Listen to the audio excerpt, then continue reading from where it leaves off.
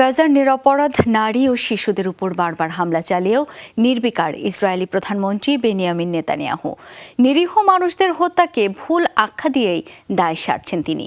এরপরও হামলা চালিয়ে যাবার ঘোষণা তার কণ্ঠে। প্রধানমন্ত্রীর এমন একগুঁয়েমিতে ক্ষুব্ধ দেশটির যুদ্ধকালীন মন্ত্রিসভার সদস্যরা। নেতানিয়াহুর জঘন্য নেতৃত্বের কারণেই পরিস্থিতি আরও জটিল হচ্ছে এমন অভিযোগ তুলে নেতৃত্বের পরিবর্তনও দাবি করছেন তারা।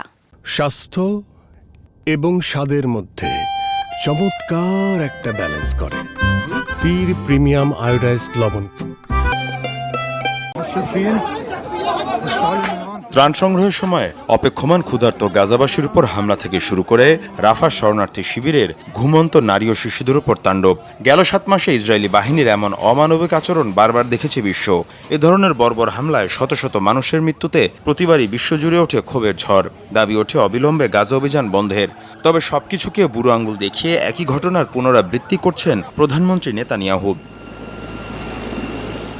রাফার রোববারের হামলা নিয়ে নেতানিয়াহু বলেন, ইচ্ছাকৃত নয় বরং ভুলবশত হামলা চালানো হয়েছে বেসামরিকদের ওপর। এর পাশাপাশি ইসরায়েলি প্রধানমন্ত্রী স্পষ্ট বার্তা, কাঙ্ক্ষিত লক্ষ্যে না পৌঁছানো পর্যন্ত রাফায় বন্ধ হবে না অভিযান। বেসামরিকদের উপর ভুলবশত হামলা হয়েছে, এটি খুবই দুঃখজনক। তদন্ত চলছে, দ্রুতই কারণ খুঁজে বের করা হবে। প্রত্যেক বেসামরিক নাগরিকের উপর আঘাতই ইসরায়েলের জন্য বেদনাদায়ক। একইভাবে হামাসের কাছে জিম্মি ইসরায়েলি নাগরিকদের দুর্দশাও আমাদের দুঃখ দেয়। তাই বিজয় অর্জন না করা পর্যন্ত থামবে না ইসরায়েলের সেনারা। তবে প্রধানমন্ত্রীর এমন একগুঁয়েমিতে রীতিমতো ক্ষুব্ধ বিরক্ত ইসরায়েলি আইন প্রণেতারা। সম্প্রতি নেতানিয়াহুর বিরুদ্ধে পিটিশনে স্বাক্ষর করেন ইসরায়েলের 40 এমপি। সেই বিতর্কে অংশ নিয়ে যুদ্ধকালীন মন্ত্রিসভার সদস্য ইয়ার লাপিদ ক্ষোভ জানিয়ে বলেন, নেতানিয়াহুর কারণেই জটিল হয়ে উঠেছে পরিস্থিতি। হলোকাস্টের পর ইহুদিদের ওপর সবচেয়ে বড় হামলা হয়েছে 7 অক্টোবর। অথচ সেই ব্যর্থতার পরও ক্ষমতায় আছেন নেতানিয়াহু। তার উচিত জাতির কাছে ক্ষমা চেয়ে পদত্যাগ করে বাড়ি ফিরে যাওয়া।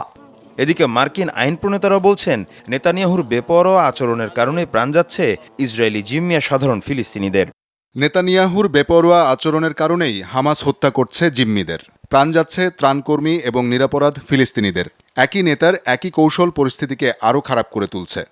এ অবস্থায় বেসামরিকদের নিরাপত্তা নিশ্চিতে ইসরায়েলের প্রতি আবারও আহ্বান জানিয়েছে যুক্তরাষ্ট্র।